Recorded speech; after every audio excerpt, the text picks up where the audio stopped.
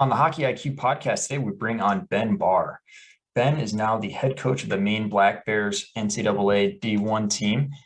Storied program. He just came off his national title with UMass, where he was an assistant coach for the last 5 years. And he's had some unbelievable success in the past with Union, Providence, Western Michigan. He's done some great things as an assistant coach and really developing programs and players. So really excited to bring him on. We'll touch on how to be a successful hockey program, what's important for players, coaches, you name it, getting better, things he's taken away from a bunch of the stops he's had. This is just an unbelievable episode on so many different fronts. And I'm excited for Maine Black Bear hockey after this conversation. He creates quite the program and an environment to really get excited. And they're doing $20 million in renovations to the arena. So it's going to be a beautiful place to be as well. And really excited to share this one. So without further ado, let's get into it. Welcome to the podcast, Ben Barr, coach of the University of Maine. It's got to be a fun change here. A lot of stressors in life, but you've got to be feeling good that you're finally settling down there. Yeah, it's a fun place to be, especially with students back and the team's been back for a few weeks. It was weird. There was a football game on campus last week or last night. Sorry, that and me and my wife went for a little bit, and it was kind of weird to do normal things again a little bit. It was kind of the most normal we felt in a while, like with all of the things, crazy things in our lives, and then being able to go to a football game was kind of nice. So. Yeah, it's nice to get back to normal and talking about family there. I know family is big to you, so I'm curious. Maybe tell us a little about your upbringing and the importance of your dad, and just maybe how you kind of fell into hockey.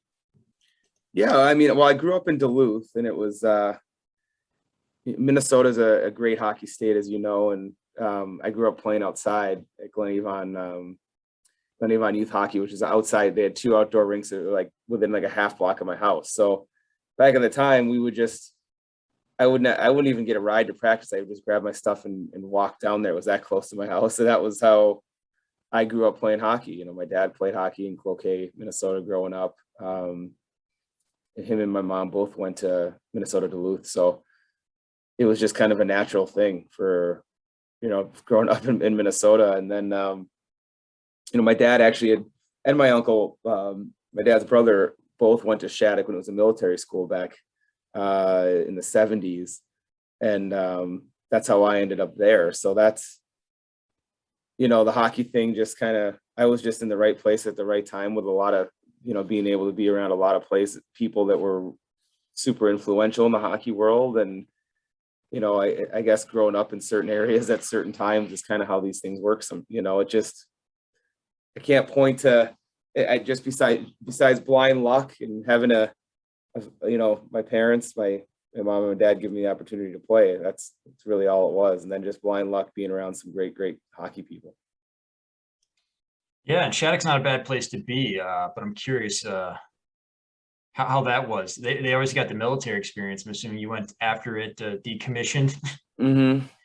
Yeah, so I think the story that I know that I was told is that the schools, it was military school all the way up, maybe even into the 80s at some point, and then they realized that that wasn't something that was going to be feasible for them anymore. I think enrollment was dropping, and then hockey became, in the early mid 90s, hockey was kind of what they decided was going to be their center of excellence in their school. So that was going to be how they survived, basically. Like, small private schools in Minnesota were not, on the East Coast, you get a lot of prep schools out here, and it's part of the culture. And that really wasn't part of something. You didn't see a lot of that in the Midwest growing up. You don't see a lot of prep schools.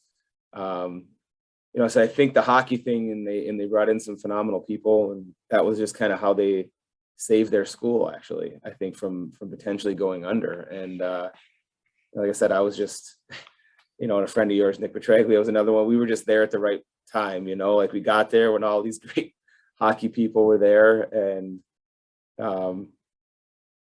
just kind of took it all in. Yep, great place to be. So you've been part of a bunch of successful programs. Obviously, Shattuck's been immensely successful at that age group. But I'm curious, you've been a part of a national champion. You've been part of programs that have turned in success and been part of Shattuck that was really building into the powerhouse that it became. Curious from that, what have you learned of what really drives success? Um, I guess just, all the places that I've been that have been fortunate to have success in Shattuck. I played at RPI. We had some decent teams, and then at Union and Providence, UMass, and hopefully at Maine here in the next few years. Like, the standards were always what kind of drove everything. Like, there was the people that were leading the program and driving the culture had really high standards, and they didn't change those standards for anybody, because they really believed in them. And that's not to say that is this authoritarian my way or the highway thing, but it's just, hey, this is how we're going to do things. This is what we believe in. And, they're not going to change that for, their best player all the way down to their role player. It's going to be the same, and they're going to have the same expectations in school, on the ice, in the community, and everything that they do in their life. It's not just on the ice. I think we talk about hockey because we're in the hockey world, but it's not, a lot more goes into it. A lot more goes into it than just, the hour, 2 hours that you're on the ice every day. Like, we want to prepare ourselves for success. And I think just being at those places and seeing it done at a few different NCAA programs too. I mean, that was what was always the same. We always had the same expectations from our student athletes, from our staff, from ourselves, and trying to work within whatever parameters that given school allowed us, resources, whatever facilities. It was the same no matter where we were. So that's just kind of the consistency is one thing that always stood out to me, and consistency of standards. And I love that one sentence you had here was like preparation for success. You can't just wait for it, you have to prepare for it. And within how you try to drive a program, whether it be your experience as an assistant or now as a head, how do you prepare for success, or how are you driving these standards forward? Because they obviously are so important, especially that off-ice component. I've seen it at Akron, and personally, how that completely can change a program. I think, and we're doing it here, which we're in the process of doing it here. I mean, and it could take a few years. It's not, it's a new staff, a new coach comes in and wants to change the culture and the standards a little bit. It takes time, and I think the main thing is that when your team knows that you're doing everything you possibly can to give them the ability to have success, that's providing them with great people in the weight room, great academic counselors. You're not keeping them on the ice for 5 hours. Some guys want to be on the ice for 5 hours a day. That's great, but you're being efficient with their time. You're respecting their time. The better the environment that you can give them, skills development, all that kind of stuff, video development. You can give them all those things. It's easier to ask a lot of them. And I think, it's kind of like, to whom much is given, much is expected kind of a scenario. So first and foremost, we have to make sure that we have to fix our culture within our hockey staff, our administrations, like just in how we operate as a hockey program. We have to change that first if we expect our guys to give us more, and I think we're going through it, and we're having our ups and downs already in the first month that we've been around each other, and it's there's no right or wrong answer to it. It's just, this is what we want to do, and if you are going to be a Black Bear hockey player, these are the expectations, and if you can't do it, that's okay. We have to be able to be honest about that, but I think making sure that we're providing an environment where all of our players can get better in everything, not just on the ice, nutrition, school, that we're asking them to be good people. That environment is going to be the biggest driver to our success in the future. It's not just going to happen overnight. It's going to be bringing in student athletes as well as the ones that are on our team currently, and making sure that they feel like they can get better and reach their potential within the environment that we create. Yeah, I think you may have just came up with a nice tagline for your school there, your program. The main thing. The main thing we do is this. I think Yeah, that was pretty it's a good cool. idea, I'm not actually. sure if you meant it that way, but as soon as you said, I'm like, wow, I didn't, but yeah, that's it's a good pickup. yeah. So, anyways, the main thing that I got out of that is you've had a lot of experience with a lot of good people, and been lucky through that. And luck takes a bigger piece of the pie than we all want to attribute it to, but clearly you're aware of that. I'm curious, being around all these smart people and just the journey you've had, what kind of epiphanies you've had as a coach that have really sunk in for you? I think the honestly the last, and I'm sure you've probably had this experience in the last year and a half with how everything has been so different. Um, yeah, I think there's been a lot, especially last year at UMass, having that experience and winning with all the things we had to deal with to play. And that was, I guess it really narrowed the focus down into what is important, what we think is important as coaches, I guess, and what actually is important. And we, last year we were coaching the first 2 or 3 weeks of the season, and it was very odd. I think we started the year 2-3, the first 3 weeks at UMass there, and we knew we had a good team. We thought we had a good team, and we were just excited to be able to play. Even though there was no fans, it was very different. And we felt, because all of our student athletes were on online classes, we kind of felt that we could do, hey, this is going to be great. We can have practice for 4 hours a day, or because our guys can take their classes whenever. They don't have a lot of this, so they're not going to the movies like they would they're not going out, like they're basically living in a bubble. So let's spend as much time on the hockey thing to get their minds off of it as possible. And like, we realized about 2 or 3 weeks into it that was actually the complete opposite of what, like they're being mentally fresh and mentally aware, and like with what they were dealing with off the ice, basically kind of isolating themselves away from their families and friends and everything else, as we all were to some extent. That was a real epiphany I think for all of us, our staff there. And it really allowed us to kind of like, okay, what's important is that when we are working, when we're on the ice, whether we're on the ice for 45 minutes or an hour and a half or 2 hours, that we're working on something deliberately, it's quality, and then we're done. When we're done, we're done. If guys want to stay out there before and after, they can. Some guys love being on the ice forever, doing extra skill work. We provide the environment for them to do that. But we have to be efficient and deliberate in what we're doing when we're on the ice. And it really, I don't know, last year was just a real eye-opening experience I'm sure it was the same in a lot of schools. Like, it was just so hard to get on the ice with all the things that we had to do, with the COVID protocol. So it just really kind of narrowed down the focus and what's important here. It's not important for us to be on the ice for 3 hours a day. It's not. It's important for us to have a lot of quality, and to make sure that our players are mentally in a good place, because if they're not, it doesn't matter how rested they are, or how how good they are, how good we think we are as a team.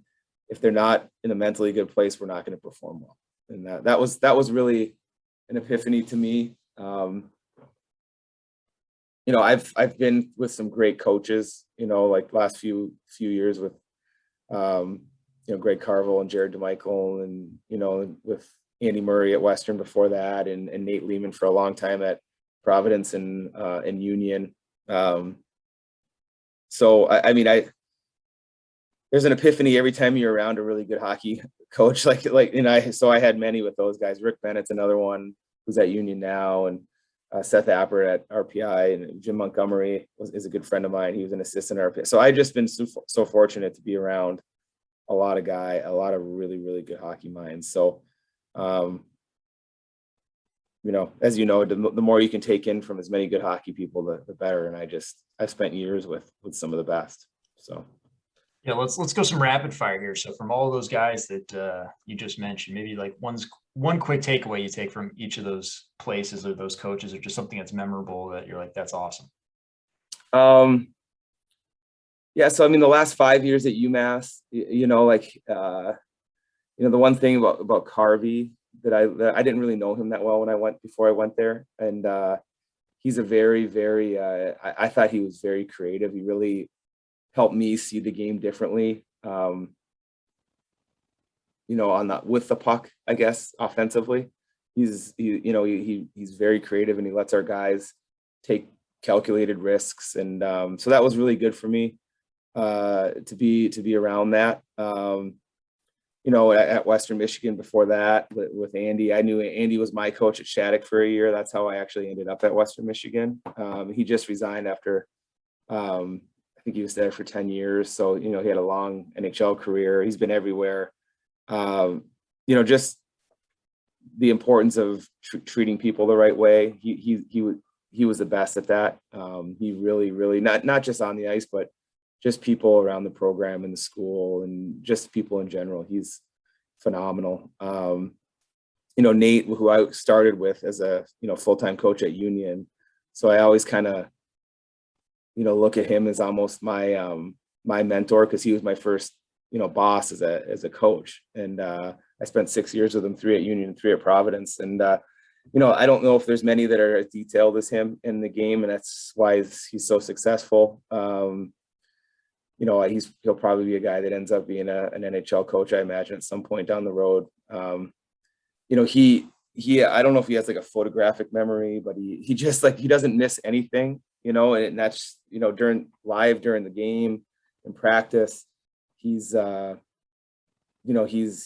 just very, very detailed in everything, and it rubs off on his team, which is why his teams are so hard and difficult to play against.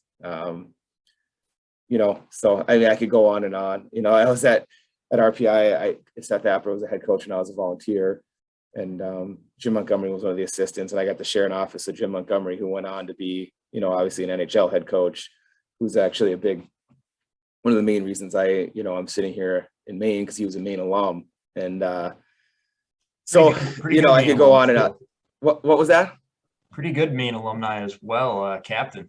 Yeah, I don't know, like his stat lines when he was here are just ridiculous, something you'll never see in, in college hockey again. I think he had some close to 300-400 points or something in 4 years. So just wild. But he saw the game totally different than anything I'd ever experienced. He had just stopped playing. So I think RPI was his first full-time coaching job as an assistant. This was back in 2007, 2008.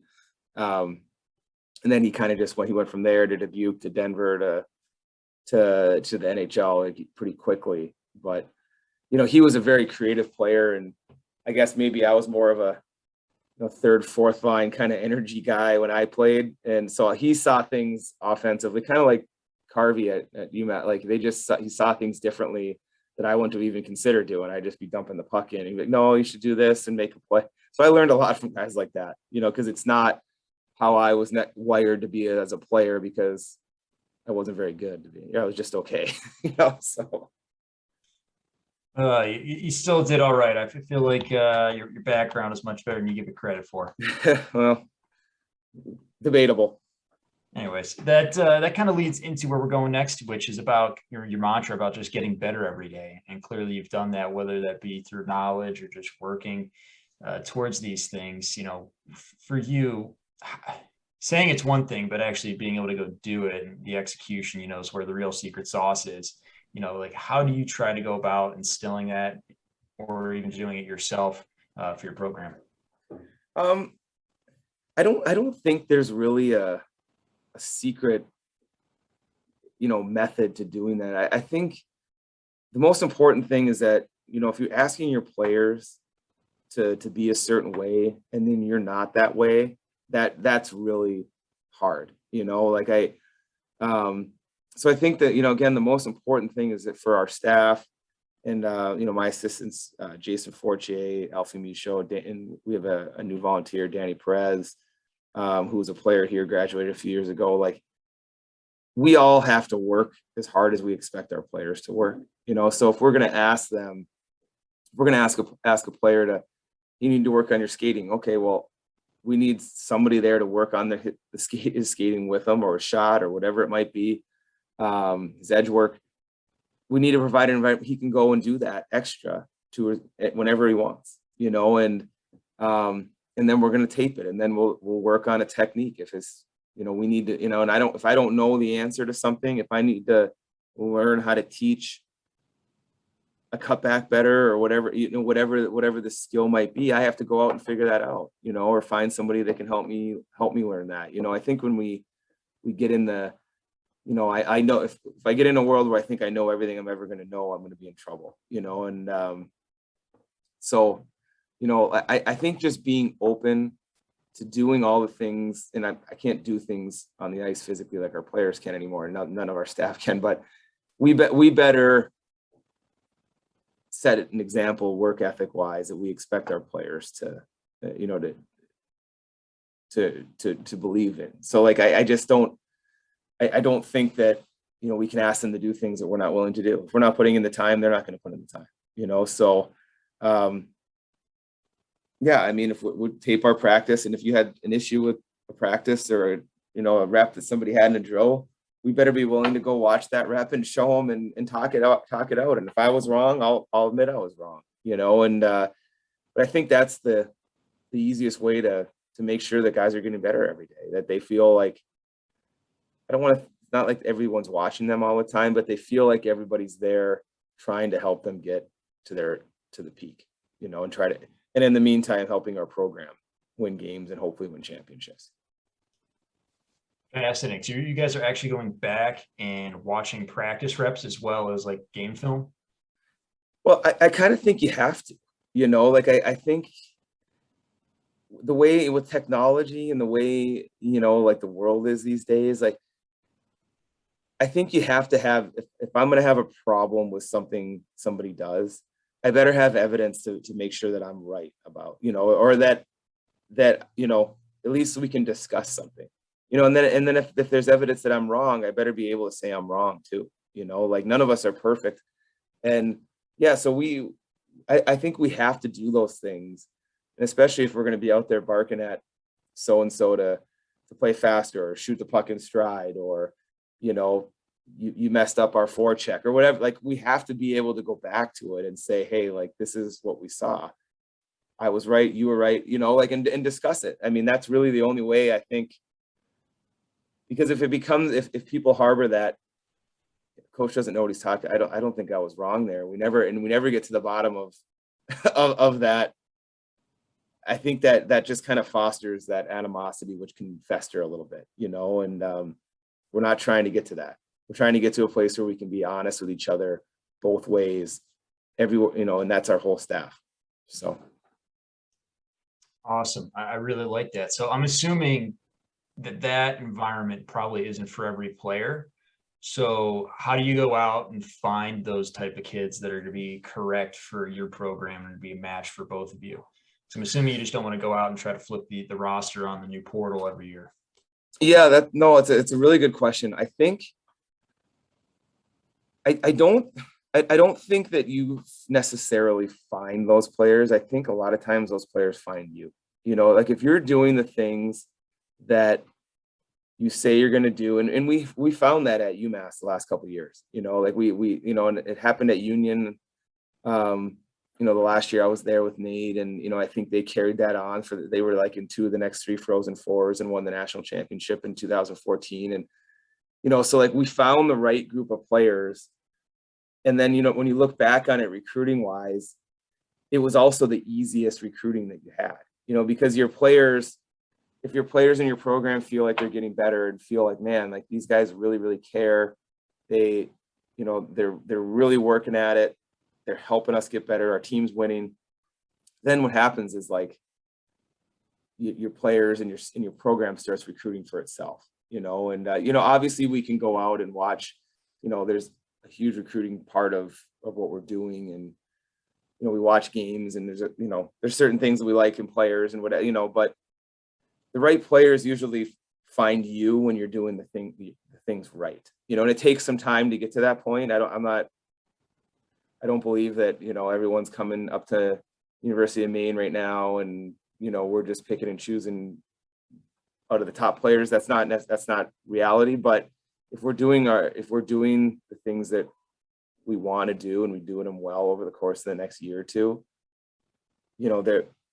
that's kind of the evolution of things, and then you're having honest conversations on the recruiting front rather than telling everyone how great they are and how nice your facilities are, and like all the cliches that you would that you've heard recruiting over the years. I'm sure, like, I don't know, I'm not great at that kind of stuff. I'd more rather just kind of, hey, this is how we do things, and if this is something that you think would be a good environment for you, we'd like you to consider us, kind of a deal. That's awesome. I'm curious. So you mentioned that there's a few things that you are looking for. You're able to give those away, maybe some key items, or, leave out the top secret stuff. Yeah, well, I don't think any coach will have the same. There are no secret things. I think you just, if we're, again, that environment that we're trying to create, like we've talked about, we need to make sure that, like, we're bringing in players that are, that we think are high work ethic guys, and, high character student athletes, and they're good in the classroom. And it's, I've said this to a few people, and I'm sure you feel the same way as a coach sometimes. It's hard to coach people that you don't like. And that sounds like harsh a little bit, and it's a little judgmental, but if you have half of your team that is not on the same wavelength as your staff, and the other half that is buying into everything, then it becomes really, really hard to coach that team, and that doesn't just happen overnight or anything. But like it's easy to go out and watch a game and see who you think played the best in that game. Look at the score sheet, look at the goaltending statistics or whatever it might be. It's not easy to do the rest of that work and really find out who the best fit for your culture might be. And that's where I think that's where all the substance is, I guess, and because you want somebody that's going to keep getting better. You don't want a 16, 17, 18-year-old that, decides to come to your program and that is the same player, 2, 3, 4 years down the road than they were that day, and that's what you're trying to find. And no one has the crystal ball there. No one knows, but, if you do enough homework and you ask the right questions, I think you can get a better idea of who might be that player. So Sam, I'm a new Ben Barr in the business, just got into coaching. What kind of questions should I potentially be asking, or like, if you're talking to a player, what kind of answers are you looking for? Or are you talking more so to the coaches and people surrounding them? A lot of times it's the coaches and the agents and the parents in our world, like what's their, then you can tell a lot from a transcript. You get someone's transcript, and we don't expect everyone to be straight A students, but you can tell if someone's doing the work, right? You can tell, like, if someone's willing to do the work to reach their potential in the classroom. Because in our world, if you don't have that aspect of it, and we're all in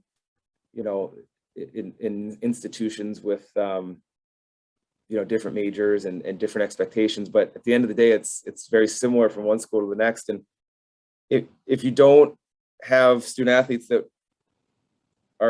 find being a student important, you're going to be wasting a lot of your time on things outside of hockey, and I know that's a cliche in our world, but it's very, very true. And if you don't think that's going to show up on the scoreboard on Fridays and Saturday nights, I think that's a little naive. I think that so that's a really important piece of it. You can tell a lot by the kind of student somebody is. The other thing that I've been asked that question before is, you can also tell us if you make a phone call to somebody and they don't get back to you for a week. I think that says a lot, and I think that kind of says a lot about someone's interest in what you're doing. And that's okay. Like, that doesn't, if someone isn't interested in being part of XYZ school or hockey program, there's nothing wrong with that, and then you just move on. And so maybe finding a way to kind of cut through a lot of the busy work when you're recruiting, or when you're trying to find the right fits for your program. I feel 1 or 2 conversations, you have a pretty good idea of what is important to somebody, and that's more important to me than talking about, the capacity of our arena or what our locker room looks like, or, like all those things are important, and I get that, but that really doesn't have anything to do with whether our team is going to win or lose games, and, the success of each individual player on our team.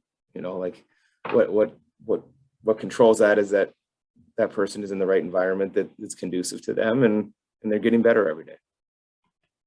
Yeah, it sounds like coming through that you're looking for people that you want to be around and are seeking excellence like yourself. Just trying to put together a like-minded crew that can, I'm going to steal PJ Flex, row in the same direction. PJ was at Western when I was there. So I got to watch at Western Michigan before he went to Minnesota. So I got to see that. But yeah, you're 100% right. I think it's, we're going to be better as a team than we are individually. Like, I guess the sum of our parts is better than our individual parts at most programs. Not every program is like that, like in our world, you have there's some super, super high end talented players at programs that, might only be there for a year or two. And that's okay. Like that can be the model that certain programs take. Obviously we're not that at Maine today, and we weren't that at UMass the last 5 years. We had to be a better team than some of the teams that maybe on paper had more draft picks than us, or whatever it might have been. So, if the more people you get going the same way, it becomes really, really hard to stop, and those are the teams that ultimately win it at the end of the day. And I think that's the case at every level. I really believe that, even at the top level. The teams that are more together, obviously there's some super talented, everyone in the NHL is very talented, but, I'd find it hard to believe that Tampa team might not be a closer group the last couple of years than everybody else, as talented as as we all know they are. I have a hard time believing that that's not part of what makes them so successful. Yeah, absolutely. I think part of your background that's really interesting, and it probably has a lot to do with that team aspect, is you've taken a lot of programs or been at programs that have turned around. And I say turn around loosely because they've never really had that strong of a hockey pass. I'm curious what that was like and how you went about that. Yeah, I mean, it's a really good question. And that's the one difference that here at Maine has been different for me in the last couple of months, is that Maine actually has a ton of tradition. We've had some unbelievable players, tons of NHLers through here, won national championships. So it's been different as you're trying to build on something that's already had a ton of success in the past. Whereas like, UMass and, Providence is a little bit, Unions, Western Michigans, it was different. It was important, I guess, all the things we've talked about, trying to create a little bit of belief and getting people to take a chance on what you're trying to do at a school that's never done it before,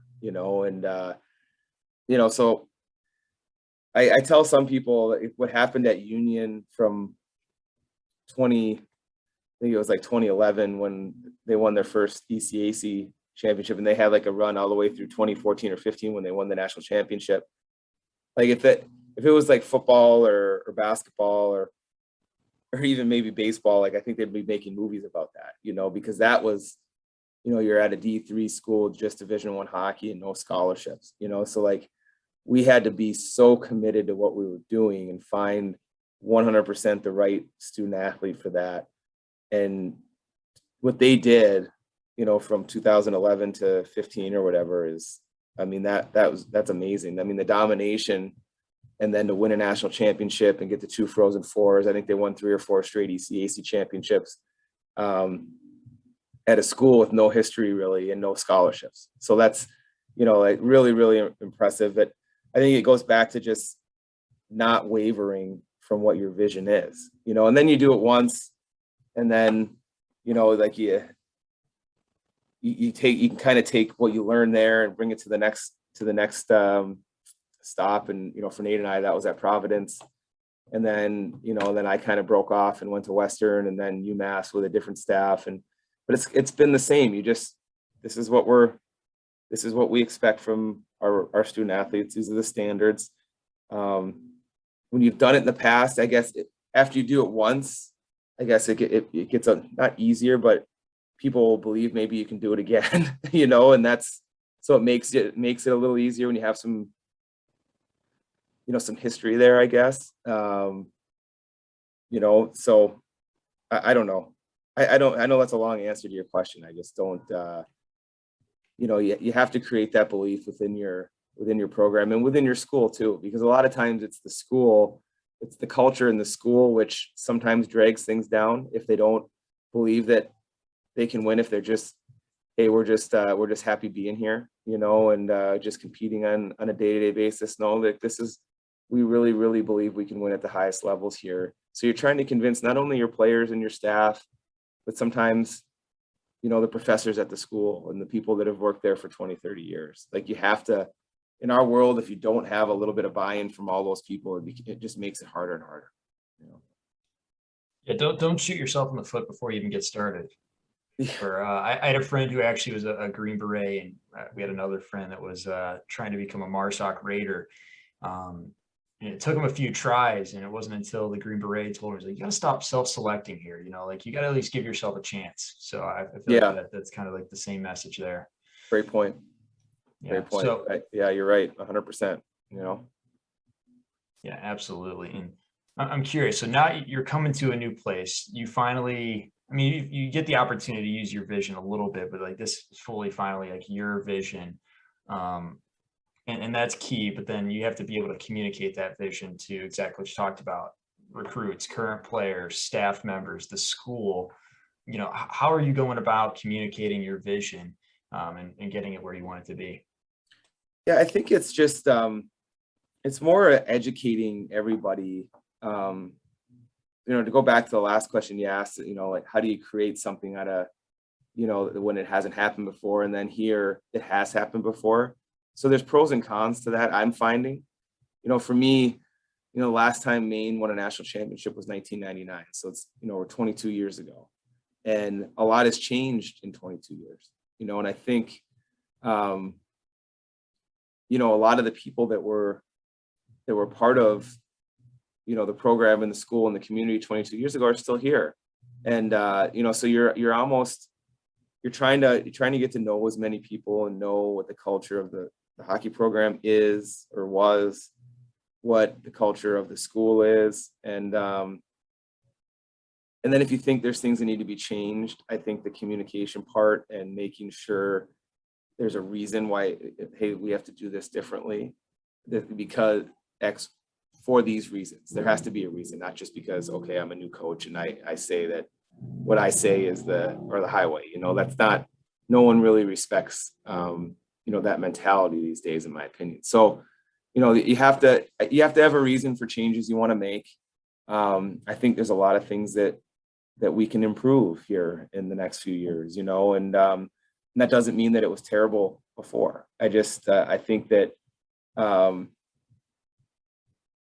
there's things, if we want to compete at the national level, like the team was doing 20 years ago, we have to bring our program to that level. And we have to expect that of ourselves, and expect that of our student athletes, expect that of our support staff, expect that of the school, because it's one thing to say you want to go back and win national championships again. And but to actually do the things that are going to help you win national championships it takes more than just a coach and 3 hockey coaches. It takes the whole community and the whole staff, the whole administration at the school. And so those are the things that we'll be building towards in the next year or two. And we have a great group of guys that really want to win. They're really eager to,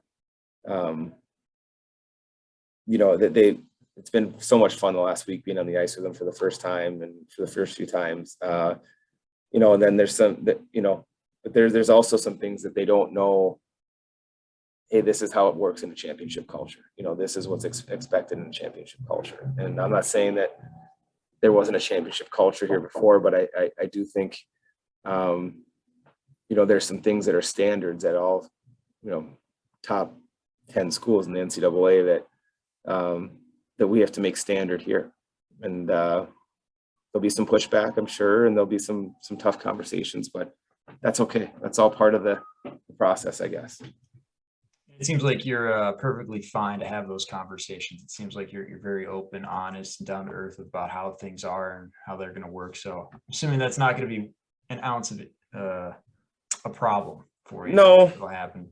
yeah, I mean,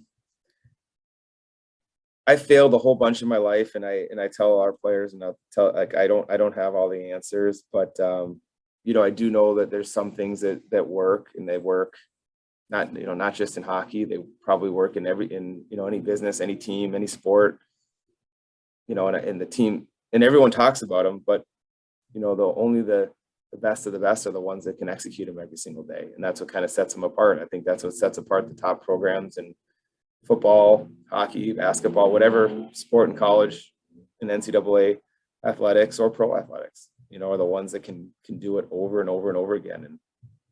And I don't. It's hard. Sometimes the follow through is harder than talking about it. And that's what I've learned, and I've been around some of the best at doing it. So. Yeah, I found that's kind of the most true thing is a lot of the people who are the best at what they do give a ton away for free because they understand the executions just and the follow through is just so hard to actually do and be consistent on. So that's awesome. I love that. So, all right, let me give you an opportunity to really show off and get excited about Maine Black Bear hockey here. So, assume I'm a recruit. What exciting changes are you making and why I want to jump on board? Well, I think we're just going to create a development mindset where, if you're a good student athlete and you want to become a great student athlete, I think Maine is going to be one of the top places to be. I think it's been that in the past. We're going to be that again. We have a $20+ million renovation going in the next year, probably going to take 2 years, of the Alfond Arena, which is probably already maybe the best environment in college hockey. Have you ever been up, Greg, have you ever seen a game in Alfond? I have not, but I've heard it's amazing. And I saw the documentary about the Paul Kariya year where they won the national title and Montgomery was in it. Yeah, it's crazy. I've been on the other side as a visitor many times, at UMass and Providence, and it's in my opinion the hardest place to play in college hockey as a visiting team.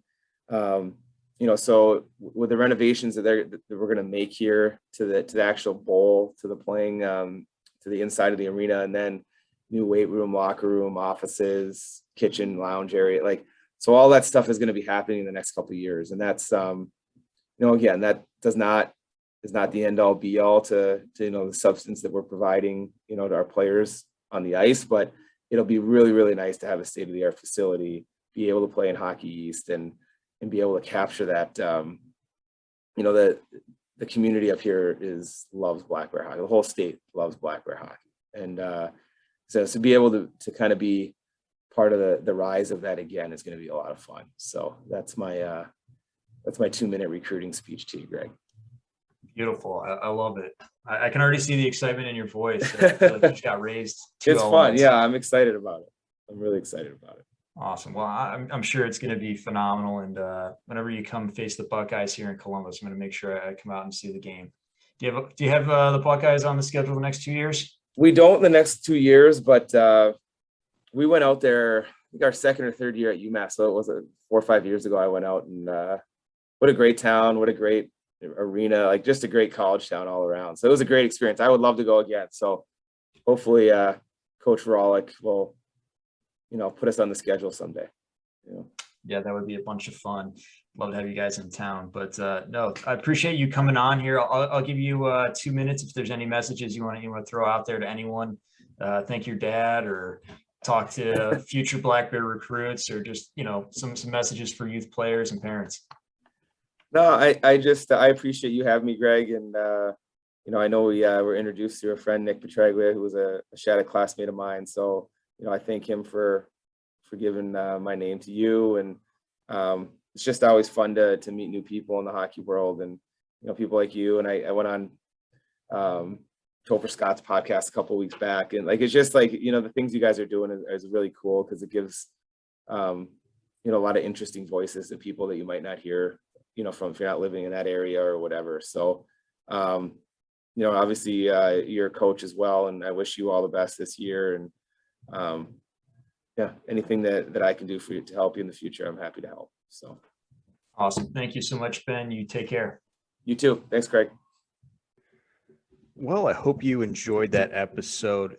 I know I did. So before we let you go, though, we'd like to remind you to please like our podcast, subscribe to it, give us a follow, and share this with all the hockey people in your life. We really appreciate growing this community, this podcast. Remember, we also have a newsletter, the Hockey IQ newsletter as well. Really excited to continue to grow this. So please help us grow this further by liking, subscribing, following, and sharing with everyone. So appreciate you all. Take care.